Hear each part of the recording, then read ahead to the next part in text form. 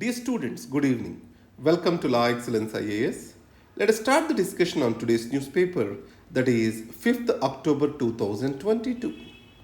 The first newspaper article or editorial is Gubernatorial Procrastination is Unreasonable. Here, the governor's office is being discussed. Under Article 200, governor can reserve a bill for the consideration of the President of India. But governor cannot refuse to assign or give his assent to any government bill. In this scenario, there are two conditions recently happened.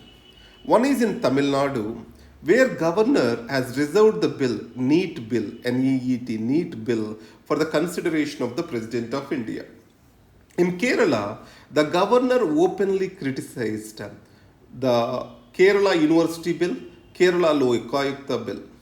Is it not below the dignity of the office of the governor? These are the things which we need to analyze from a constitutional perspective. So today, the legislature is not confident that the bill passed by it will be approved by the governor. So an elected office is subjected to the non-elected office.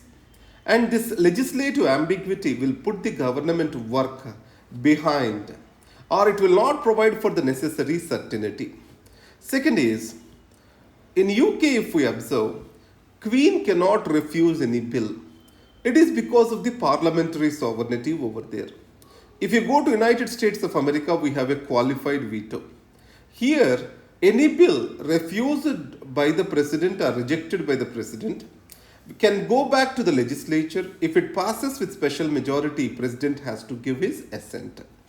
In India, when can we reserve the bill? Only when a bill is endangering the powers of the High Court.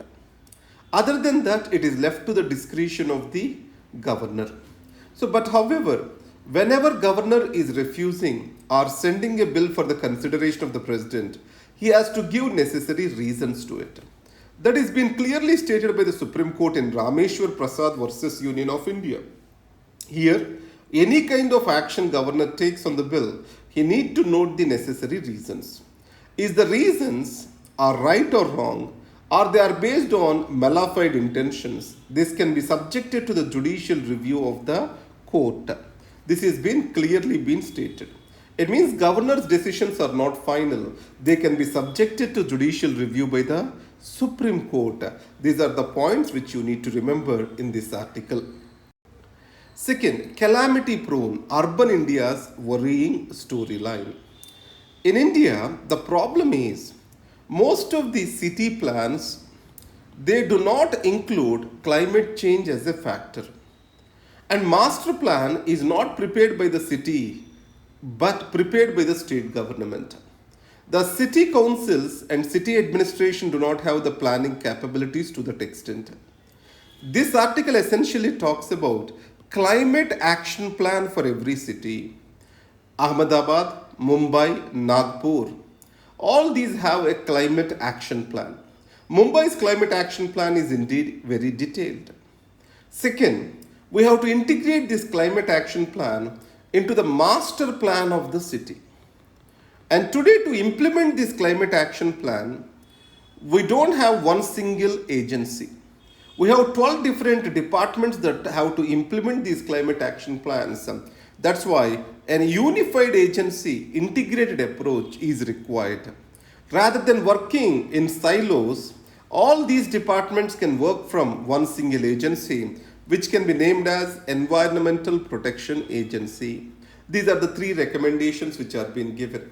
Climate action plan, integration of that into the master plan of the city, and building the capabilities for its implementation, and also unified agency to look after the implementation. These are the points which are being given. Next article, the criterion for SC status. You might have wondered, a person who is converted into Christianity from a Dalit community, does he enjoy the reservation? SC reservation. In the school certificates, if they write it as Christian, their religion, they will not enjoy the SC reservation. If they do not mention their Christianity, they can enjoy the SC reservation. So many of the converted Christians do not enjoy their reservation under SC category. Now, why is this happening? First is constitutional order for SCs was passed in 1950s. In this order, Dalits from Hindus were identified. Later in 1956, Dalits from Sikh community are also added to the list of SCs. In 1990, from Buddhist community also they are being added. These are also included from Buddhist community in 1990. In this case, imperial order was there, which has provided for the census. In 1936, what it did was, Indian Christians were excluded from the definition of Dalits. Today, shall Dalits be included or Christians and Muslims be included in SC category or not is the question before us. What is the S? Already Buddhists and Sikhs are included. And second, there is discrimination though they have changed the religion. These two pronounce for including them. On the other side, not a single ethnic group. These are made up of multiple ethnic groups. So today, any person to be designated as a Dalit, there has to be a uniformity in that community. Second, caste identity exists only among the Hindus. In that case, caste identity is said to be lost when a person has converted into other religion. Third is this imperial order is also been stated to deny the reservations to Dalits among Christians and Muslims. The matter is before the Supreme Court today. What is insolvency and bankruptcy code? Now, if I have started a company, took loans from the banks, unable to perform well, then what is the option for me? Either I have to exit from the business and give the reins of the business to the others, or I have to liquidate the business and pay off my debts.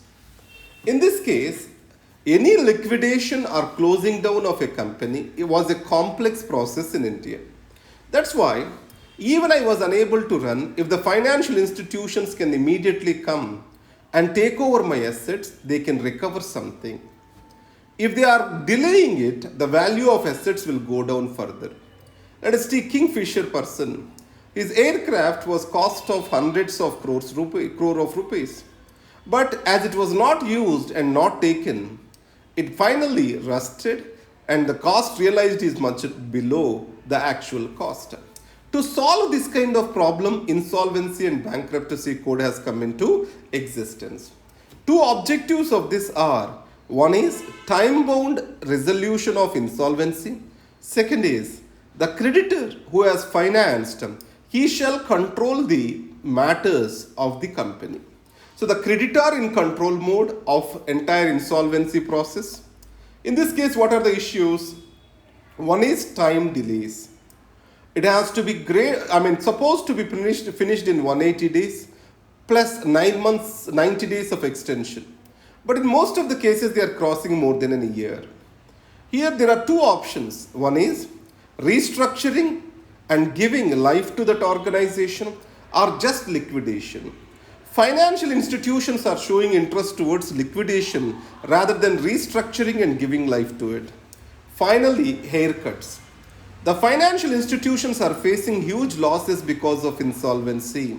If you take Videocon insolvency process, the banks have to take 95% of haircuts. It means that they are unable to recover those 95% of the loans. In most of the cases, more than 1,000 crores of rupees of debt given, the haircut is greater than 90%. So these are the problems which we are facing in the IBC. Exhuming new light. Here Pabos, he got the medal, Nobel Prize in medicine. Why did he get that? From the fossils, he has collected the DNA, was able to sequence the DNA to understand the evolution of the human. Second, he has sequenced, the genome sequencing of Neanderthals was done. In the process, he has identified a new species that is called Desinova. Today, interbreeding and second, the existence of genes of Neanderthals in Europeans and Asians, all these Genetic mapping of evolution is possible because of this work. So that's why the Nobel Prize is well deserved. These are the articles for today. Yesterday the newspaper did not come and we have holiday. I did not do that. So from today I will be regular. Thank you very much.